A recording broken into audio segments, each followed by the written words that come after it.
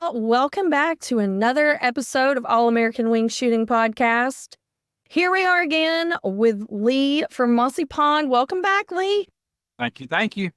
Okay, I've waited 4 months. You've had my dog for months. We had set big goals for Littles, actually just goals for me, and the dog's going to help me get there. And it's like, she's been there, I've been here, and you think, okay, the dog's done. And I've been through this process. I know exactly how this works, but I'm in a different place of the process than I've ever been. And I honestly feel like it's just starting. It is. It is.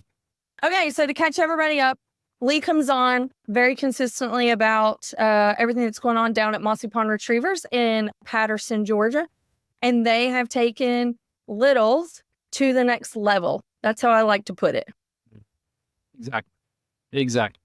Took her from what I would imagine a phenomenal flushing dog to now the one that you can carry anywhere on anything you want to when it comes to birds, ducks, dove, where. Like, I feel like it's Christmas. I waited so long for this. And when we decided to do this partnership, the goal was you guys want to share more about the opportunities to get women into dog handling. There is endless opportunity for women and youth in the world that we love. Mm-hmm. But for me personally, I had a pheasant queen, is what I called her. That dog, she is just so much fun in the pheasant field. But I wanted to be able to duck hunt because I fell in love with that life. And I wanted to get back into never having an off season and get into hunt tests. I love that life. And I've got a lot of girlfriends that are super successful with their dogs in it. And I didn't have the skills, I felt, to take her and be consistent on that level. And so it's really not about the titles for me. It's about the experience and the journey and getting to bring Hallie Joe back into that world. So you've had her for a while. And so you can talk about the process, or we can talk about how do we plan this next step of me picking up a dog and me planning a schedule and all the things to come. So the next step is picking her up, carrying her home, and knowing what to do with her at home. That's the important part. That's why I want, with anybody that picks up a dog from here, basic obedience dog to advanced gun dog to a competition dog, they got to spend adequate amount of time with me to learn how to handle the dog. I always compare it to me owning a helicopter. It'd be cool to have a helicopter, but I don't know how to fly a helicopter, so it does me no good. Having a trained dog, it's the same thing. It's a tool. And if you don't know how to use that tool, it's not going to do you any good. It's probably going to be more harm than good in most cases. So the big step now is getting here, learning how to handle the dog, learning the different situations you might be in, how to handle those situations.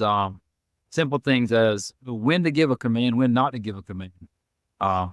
If you do things differently than we do it here, she's going to be confused, not understand, and she's not going to perform like she's supposed to. So that time spent with us is very important to learn how to handle your dog. We spend a lot of time, a lot of blood, sweat, and tears into training these dogs, and we want the owners to be able to work them just like I do, just like Carter, just like Mickey, Dan, and any of my other trainers. I want them to work for the owners just like they do for us. So, and that's important. And it's important to spend that time with us to learn how to do that. It also gives us a form of communication. That time spent with us here, yes, you're working your dog. Yes, you're learning the commands, when to give them all that stuff. But it allows you the opportunity to hear the lingo, watch other dogs work, so you can see how different dogs work differently, different situations.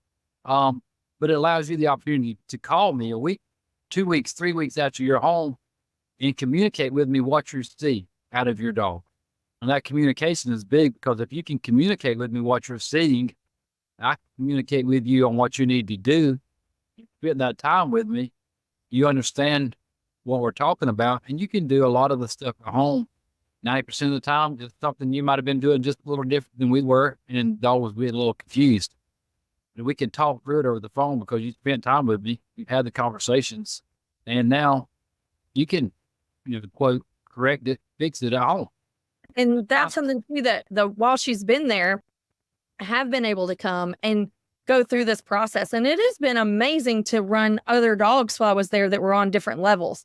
Yeah. You know, she was bred to be a hunter. Her family of genetics still does very well in the hunt test world, but that was why I got her, is because the kennel that bred her has a high success of dogs in the hunting tournament world. That's what I was doing when I picked a puppy. So it's really cool to take her from one game that we played to actual hunting. And now she has a whole new set of skills to take us to another game and then to another level on everything else we've all done. Like, we can go back to everything and do it even better than we did the first time around. Exactly. The advanced training and your knowledge of how to handle, when to handle, all that stuff you mentioned earlier about not having off season, but the hunt test and those things give you is the opportunity to continue to work your dog, progress your dog, make your dog better with a goal set out in the hunt testing. They want a started dog, or they want a seasoned dog, or they want a finished dog or a master dog. And they set those goals, and that gives you something in the off season to work towards. All that training you're doing to prepare yourself for the hunt test, you're going to do primarily HRC. All that stuff you're doing is not just hunt test training. It's not just field trial training. It's making your dog better. It's going to be a better dog with you around the house. It's going to be a better dog with you in the testing world. It's going to be a better dog in our ultimate goal. Be a better dog for you when you're in the field actually hunting. So that training that's done, preparing for hunt tests and preparing for those things, it makes them better, all around better dogs, especially when you get to the field and you're actually in a hunting scenario. They're going to be sharp. They're going to be ready to go. They're going to know what's coming. They're going to know what to do. You're going to know what to do. Prepares you. Yeah, that's what I say, like, for women that are coming in that may be a little hesitant to say, there's so much going on. And there is so much going on. When you're in the hunt test world, all you have to worry about is handling your dog, and you transition into hunting with these skills. It gives you even more experience in handling your dog so that you're not cheating your shooting or your dog work.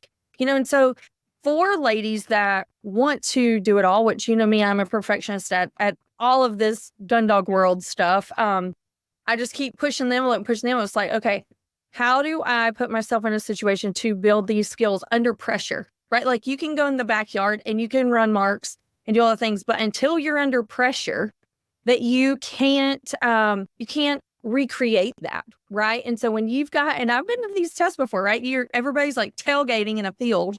It's like a big tailgate, and everybody's got all their dogs. And in the pointer world, everybody's staked out. Typically in the retriever world, they're still in the trailer, but people just bring their little folding chairs up and they watch the line and they cheer each other on, but you still feel pressure until you get used to it. And once you get used to it, it's almost like it's just you and your dog and that's it. But that is a transitional period that I find a good challenge. And so I do want to address that, because there's different levels of this from a perspective of a beginner to say, oh my gosh, like, it's not just me figuring out how to run my dog.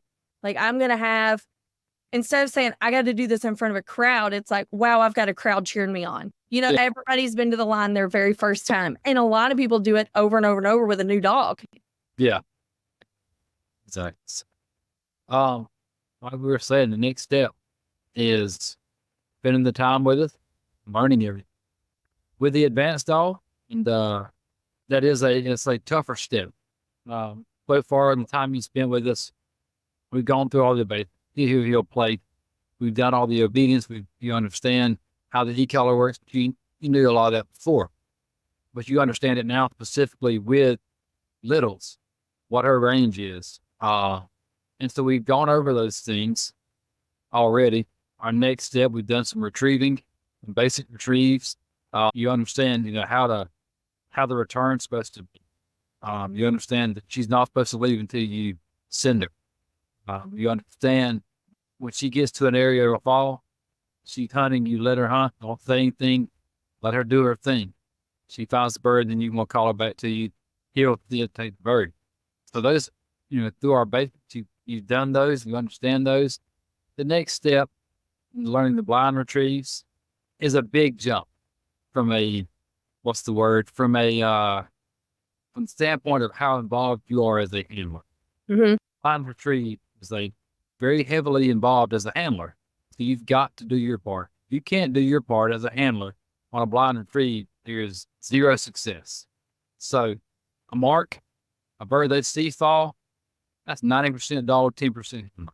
A blind retrieve, that's 70% handler, 30% dog. Now the dog's still got to do their part. They still got to listen. They still got to take the cast.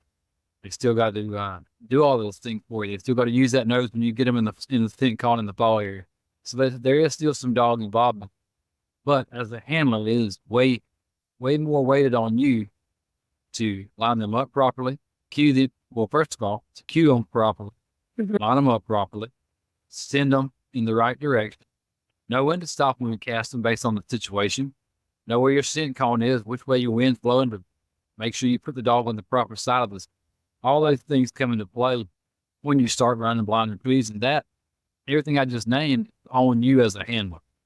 So that's what you got to start practicing. That's what we got to start working on when you come down, is getting those things worked out. You're comfortable doing all those things.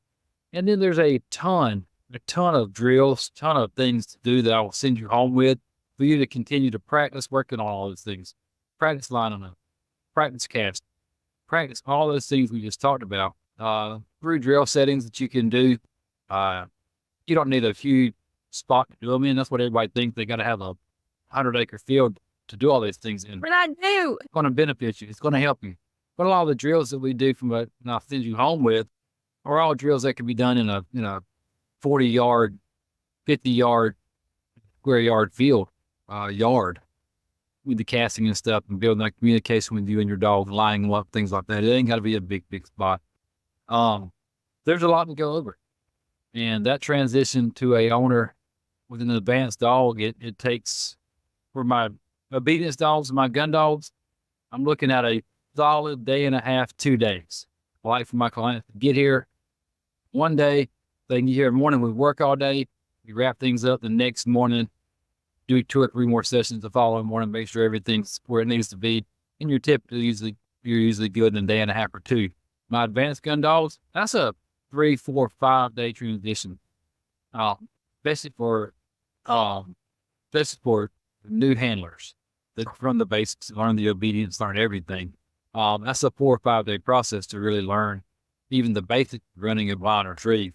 Now, to get good at running a blind retrieve with your dog, that's a endless practice. It really is. That's something that you continue to practice. Continue to build that communication, be able to read your dog properly. All those things takes way more than 4 or 5 days for me to instruct you on what to do, how to get things started, and to go home and start practicing. It's a 4 or 5 day process for you to know it properly. How many days am I looking at being prepared to practice once I get home? Is it a 3-day-a-week thing? Am I looking at, okay, I need to run a couple of setups a day? Like, what's the burnout? Like, what's the, I don't do enough or I'm doing too much kind of thing? A lot of that is based on your dog. A lot of that is going to be based on your dog and reading your dog. It needs to be a daily thing, for sure, because especially in the first 30, 45, 60 days, it needs to be something done daily to build that communication and build that relationship back between dog and owner. And to really get those little subtle things that most people don't pay attention to, your body language, your tone of voice, the tone change you make when you're sending them on a blind versus when you're sending them on a mark. Those little things need to be taken into consideration and work pretty extensively for the first 30 to 45 days. I'd say on a daily basis. Now, some dogs, you can do it with them 2-3 times a day. Some dogs, you need to do that once a day and then do something different. Good thing with the advanced dogs is you've got a multitude of things you can do. Mark, you can do blinds, you can do them separate sessions, you can do them in the same session, things like that. So you can mix it up and it's not as monotonous for the dog. The amount of drills that you can do, you can change it up and do different drills every day so it's not monotonous for the dog. But it needs to be done daily. And it's not, like I said, it's not a 45-minute hour training session. It's a 15, 20, 30-minute training session that you're going to do every day to start building that communication and building that relationship and get to where y'all can work. It says, okay, that's the easy part. I ship my dog off. Mossy Pond takes care of it. And everybody that's listening is probably like, oh, my dog's going to be gone. It's going to be so sad. Littles has not forgotten who I am whatsoever. However, she still might favor you more. Like, oh my God, I go down there and Littles wants to hang out with Lee on the couch. I'm like, but I'm sitting here and I don't get to see that often. And it's so cool to see my dog like love where she is. Like, there's no doubt that she's not having a great experience. And then I happen to be in the neighborhood completely out of the blue. Like, yes, my dog's ready. I'm going to take her home. And Lee's like, nah. And things like that. I'm like, gonna cry. I'm like, I'm ready to bring my doggy home. And you're like, nope, she's got to be perfect. She's got to be perfect. And it was so funny because I'm like, I just knew I was going to get her. But now I'm coming Friday. Didn't allow for the time we need. You know, I mean, I get it. I get it. Important. And you saying that brings up a point. Most people don't understand how a dog works. Yeah. And they think the dog is going to be trained. They pick up the dog, go home, and it's boom. The computer program is trained, yada, yada, this, and this. A dog is a living, breathing, thinking being. Dogs are hierarchical animals. They got to establish their hierarchy. So they've got who's in charge and who's not in charge. They're going to try to do things on their own and think for themselves, which is fine. I encourage that in the dogs we train to be free thinkers and do things. As an owner, it's not just a computer program that I hand you, flip it on, go to it. It's got to be something that's practiced. It's got to be something that's transferred from me or from one of my trainers to another person. That respect, you're talking about her sitting on the couch. She probably doesn't love me, quote, love. Yeah. There's a balance of respect and love in there that is necessary for me to be in charge, for me to be, who's in control and who's in command of her at a point in time. Ronnie Smith, he's in the pointing world. Yep.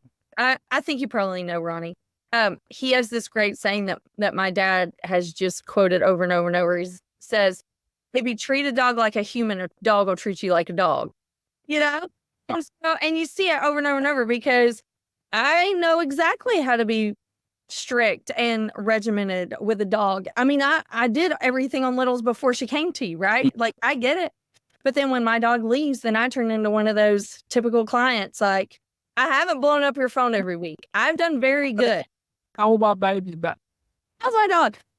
Tell you what, if it wasn't for Hannah, I would not even have gotten one video. And I'm sure everybody else does.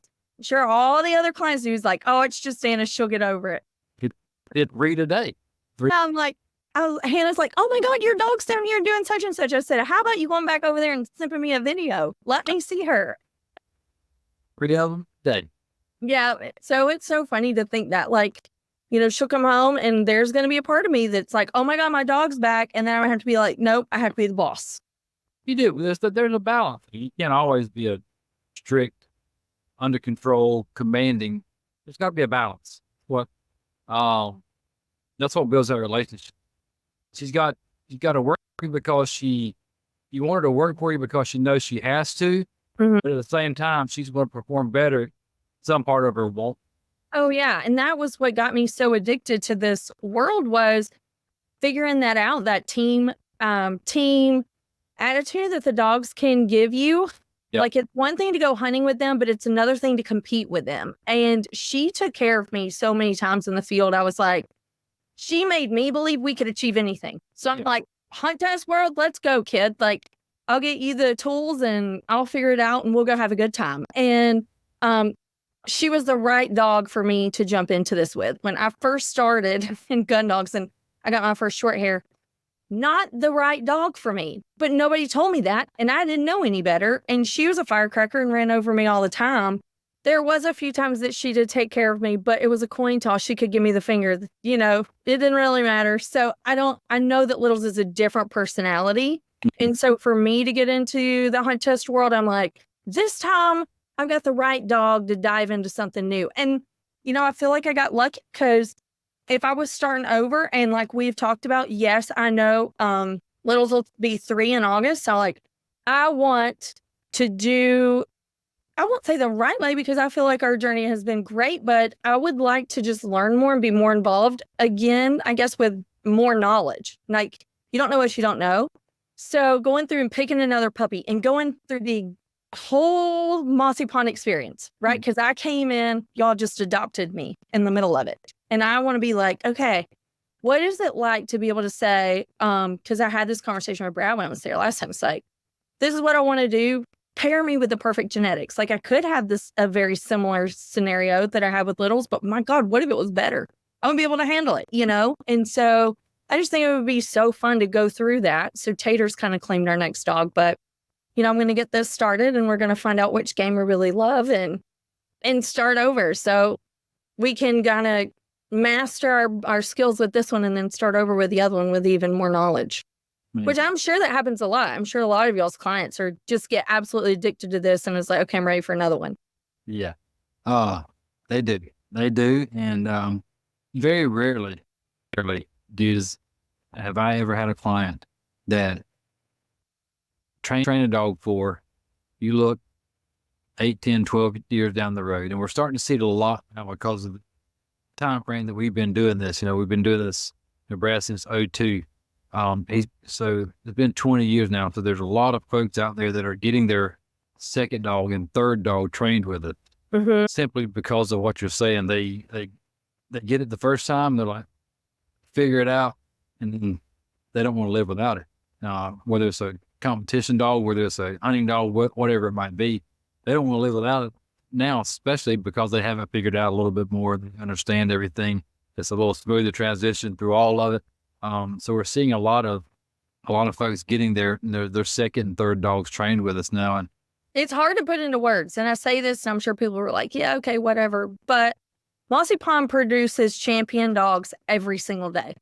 That's like a given. And it doesn't matter who's on staff. Some reason Mossy Pond's always on top, right?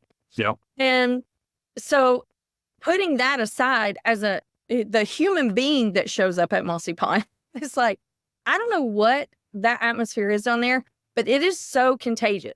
And it's like, okay, well, I couldn't imagine not having a Mossy Pond dog because I want to be down there as much as possible. It's like every time I pull out of the driveway, it's like, man, I wish I'd just had one more day. And I think I posted that last time I left.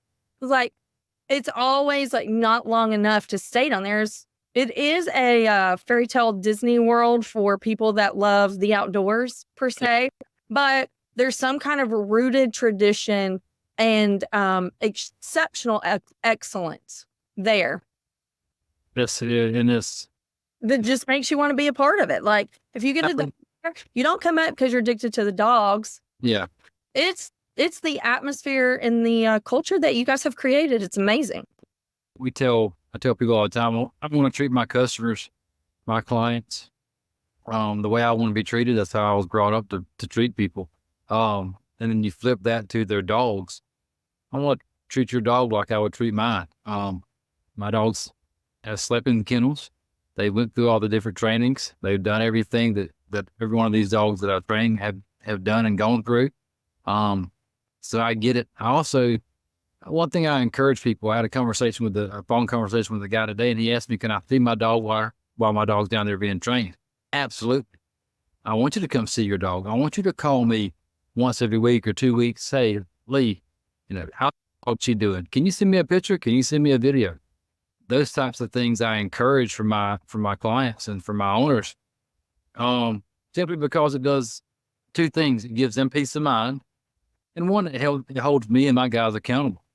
Yeah. To supposed to do. And accountability is a huge thing. It's whether anybody wants to admit it or not, if somebody's not holding you accountable for things, you're not going to perform at the level you need to. So I encourage my clients to hold us accountable for what we're telling you I'm going to do, to communicate with us and come visit your dog, come spend time at the lodge, and do all those things. I think it does give them a peace of mind knowing they can come down and see their dog and spend the night here with them, have the dog with them, whatever they want to do from that perspective. And it is we want to create an atmosphere that people want to be in. Oh, it's so welcoming. You feel like family once you've been there once, and it really is amazing. Like, I love the whole staff, right down to the bird boys. They're awesome. Like, everybody there is a ball of fun, and you just have the best time. Y'all have done a lot of things this summer that really isn't necessarily even dog related, just, to share the love of Mossy Pond. And so I know that Tater felt so left out, and we didn't prepare properly for the summer plans, but you guys launched, was it the first year or second of your youth camp?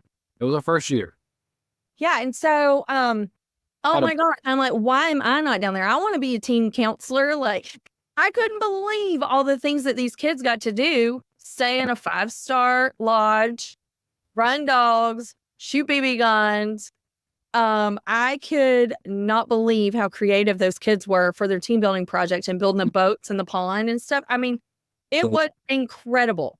It really was. It was a lot of fun. Kids had a lot of fun. I think the staff and everybody here had a lot of fun. Looking forward to doing it again next year.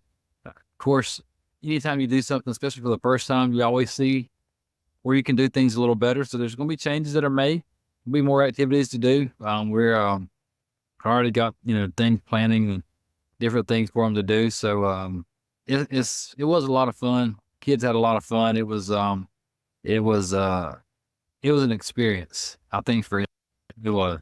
Well, it looked like the funnest camp ever. Like, oh gosh, what was that summer camp movie for the twins? Lindsay Lohan played the twins, and they had the summer camp. That movie, I mean, I have girls, you have boys, so you probably haven't watched that. But anyways, that's all I could think about. I'm like, this is a movie style set, and you guys were living real life. And so if you have kids or grandkids and you're listening to this, you need to reach out, call Hannah, talk about getting your kiddo on this list, because I know the kids that came this year have already signed up. Like, it's going to fill up so fast. A lot of them had. Matter of fact, we had a couple of the older kids that were on the top end of the range. They're like, can we come back as a counselor next year? Yeah. I cried. Looked amazing. Oh, so yeah, had a lot of kids, signing back up and getting ready for next summer already. So now we've got me. I'm going to come pick up my dog. I'm going to get home practiced up for this new schedule. So I'm going to get into the HRC. I'm going to rally up some friends to come along with me, which I do have a handful of them, and made some, friends with some of y'all's client that had no intention of getting into this. And they're like, oh my God, this actually was a lot of fun. So maybe I'll just push my dog to the next level, where they just did like an intro training, and then join along. So the last time that I was there, the lady that I met, she lives literally 45 minutes from me. So I was going to invite her to some of our fun training days that we'll have here at my house. And she had a rock star little golden Reba. Miss Caroline. Yes, Reba. So what does that look like? Like, where do I even start? I pull up the HRC website and I say, okay, I want to build a schedule. Is it that easy? Can I just sign my dog up, fill it out online, like do my registration, show up at the time, and everything just works itself out? It is. It's not difficult to get into. It's not difficult to figure out. You go on Hunt Secretary, find the dates you want to go. When the test opens up, sign them up, and just be there when it starts. Big thing, from a preparation standpoint, don't rush and don't go if you're not prepared. That's what a lot of people. How do you know if you're prepared? Like what do you really mean? You'll know when you're comfortable handling your dog, and you know the testing scenarios and the testing situations that you could possibly put into, and you're comfortable with it. I'm not going to say perfection. I'm not going to say, you got to wait till your dog does everything perfect before you go, because then you'll just never. But you need to be prepared yourself mentally to what could be thrown at you. And that's, through practice and through questioning and through phone calls with me going, Lee, I set this up. We did this, this, and this. Littles did this today. And we talked through it. You understand how you should have handled it. Or, if you did it correctly, then, you're prepared for that scenario, for that setup. So So does the HRC have a list of setups on their website or something for you to know what the basics are? Yeah, they have certain things there, certain requirements they have to meet for how many marks your dog sees, how far they can be on land and on water. And they have, so those basic scenarios can be placed in any form or fashion as far as which way the bird's coming from, which way it's thrown, angle back, angled in, left to right, right to left. All those things can vary. But there's a base standard that has to be met. It has to be, for a finished test, 3 marks in a blind. So, 3 marks in a blind, it might be all on water the first series, all on land the second series, or vice versa. So, from that standpoint, what you're going to get.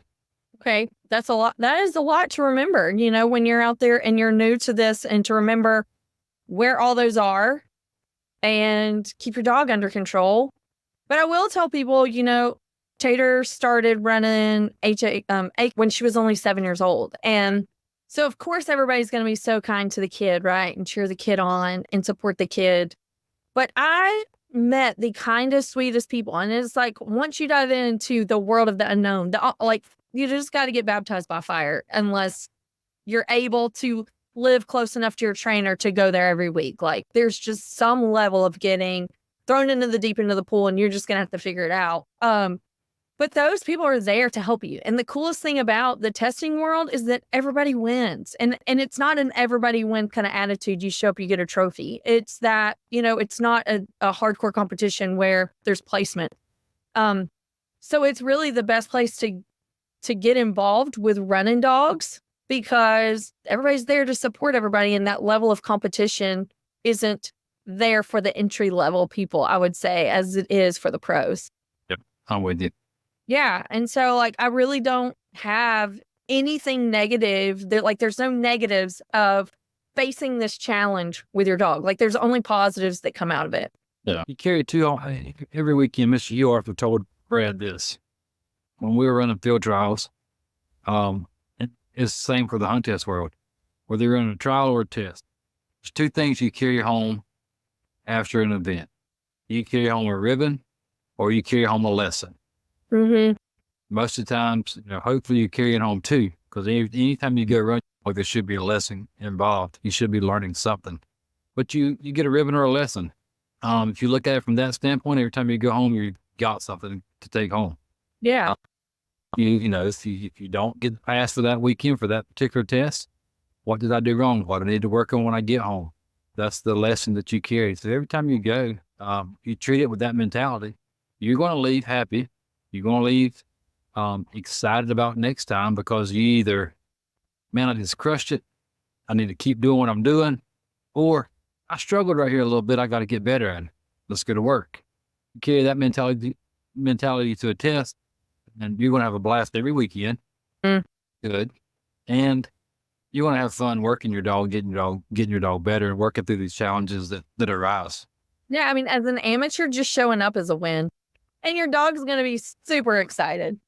Okay, I have one serious question that I just thought about, because I've seen some recent posts on Instagram where people are talking about some issues with water. So let's talk about some dog health real quick as we finish up.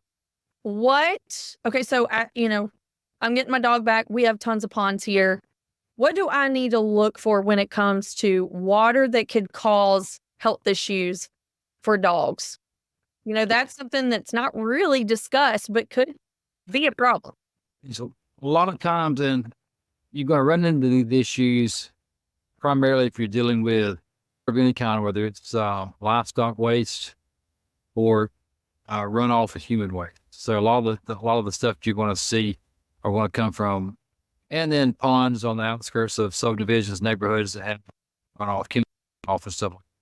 That's where it's primarily going to do it. Now, outside of those areas, you're going to look at, and right now is a bad time because of the drought that we've been in for several weeks. There's a low amount of new fresh water being put to the ponds and the lakes is the stagnant water.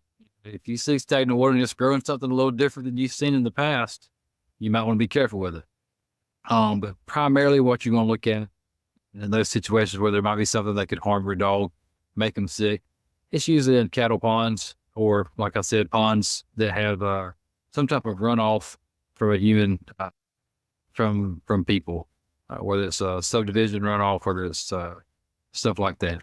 That's Anytime, especially during the summer, if something very important that people I don't think do enough and pay close enough attention to, especially as amateurs, because they're just unaware.